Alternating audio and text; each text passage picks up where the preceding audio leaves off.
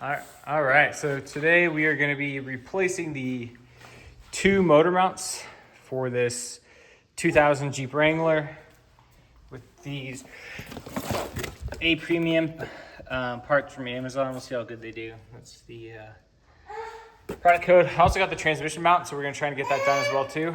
We have Win and Leon on staff today as my helpers, and should be pretty easy. You know, I got a jack. We're going to jack up the oil pan. We're going to take off that side first, the passenger side, which is right there, very easy to get to. Driver's side is a little bit more difficult. It's down there. To do that, you actually have to unbolt the mount from the engine itself and then switch around the bolt. Otherwise, the bolt will get stuck on the AC compressor down there.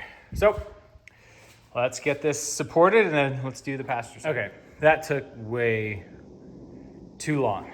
The problem here was that these mounts from A Premium are very tight tolerance-wise. So the width here is extremely tight with the mounting bars. And it's very difficult to get that bolt to go through. And also I had one of these lips catch in the mount itself. So it kind of bent over and it was stuck in that place for a while. That was a big pain to get.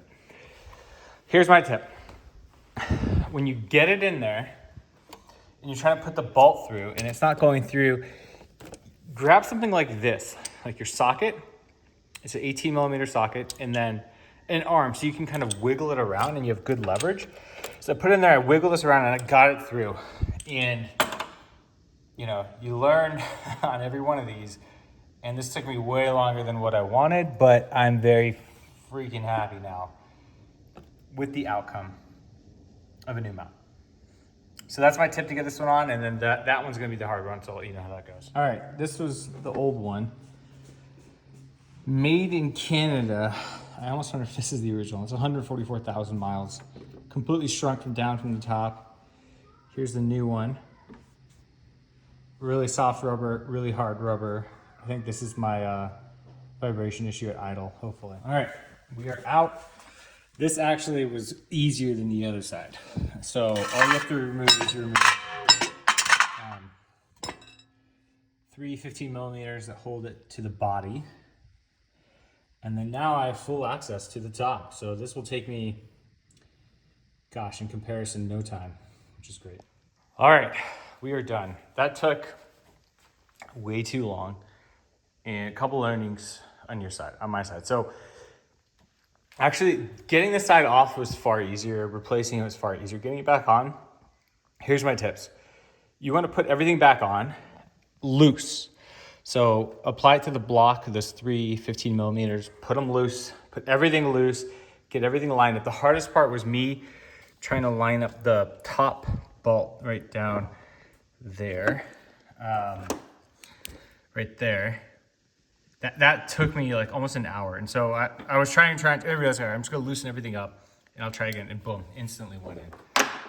So if you're smart, you know, what I would do is do this side, take it off the block. You know, that's the easiest way to do it. Here on this side, yeah, same thing. Try to line everything up, use that method, like I said, to put that on there. It'll go in so much faster. You could do this under an hour if you learn from my mistakes. So I hope this is helpful with the Jeep TJ here. It's a fun engine to work on, at least. You know, you have a decent amount of space. It's not completely miserable. And plus, because they're lifted, it's actually easy to get under. So enjoy. All right, so to wrap it up, just take it for a test drive. It's night now. The idle is like a brand new car. It's like you can't even tell the car's on at idle now, whereas before you were constantly being vibrated, letting know the car was on. It's, if you have a bad idle and you've chased it down with every other thing like TPS and map sensors and your idle air control, it's these guys. Replace your motor mounts. For all the steps I had here, it's gonna make your life so much easier. I also replaced the transmission mount, which, you know, there's other videos on that do that very clearly. And it didn't look too bad. It wasn't separated or anything. So we'll see on that one. I'm still getting a vibration at between 55 and up on the highway. So I'm still trying to trace that down. I just took off or just lifted the wheels here up and checked the wheel bearings. They look fine. I don't hear any play, the U-joints either. So that's the next video, chasing that down.